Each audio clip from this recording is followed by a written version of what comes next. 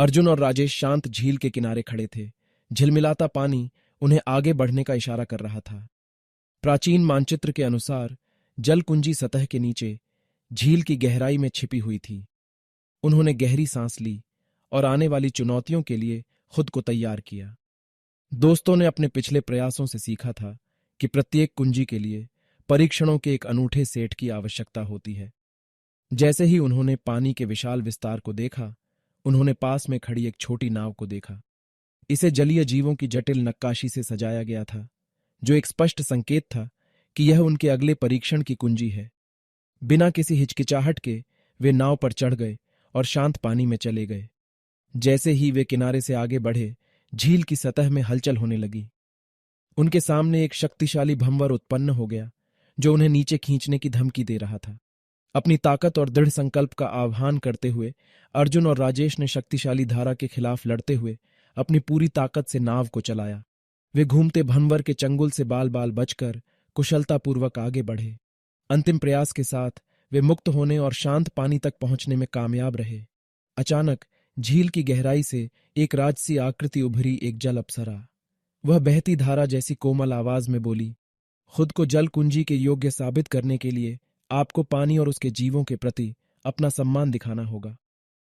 दोस्तों ने चारों ओर देखा और पास में कछुओं का एक समूह तैरता हुआ देखा। अप्सरा के शब्दों से प्रेरित होकर उन्होंने झील के निवासियों के प्रति दयालुता के रूप में कछुओं की मदद करने का फैसला किया।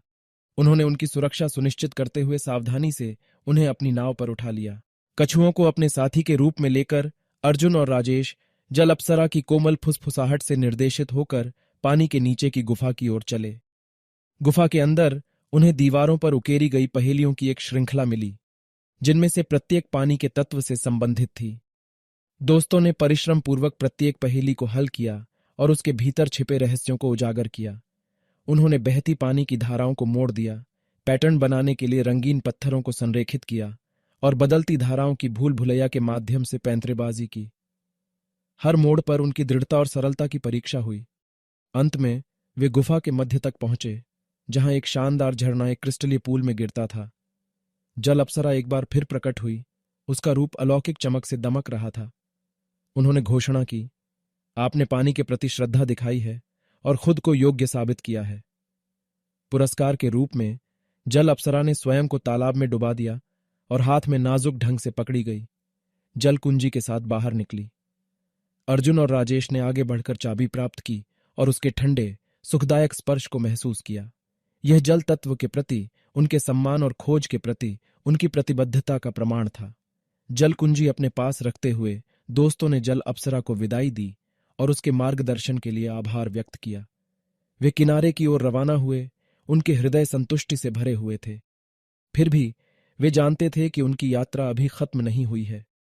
मानचित्र से पता चला कि अगली कुंजी, आग्नि कुंजी, तपते रेगिस्तान के बीच में उनका इंतजार कर रही थी।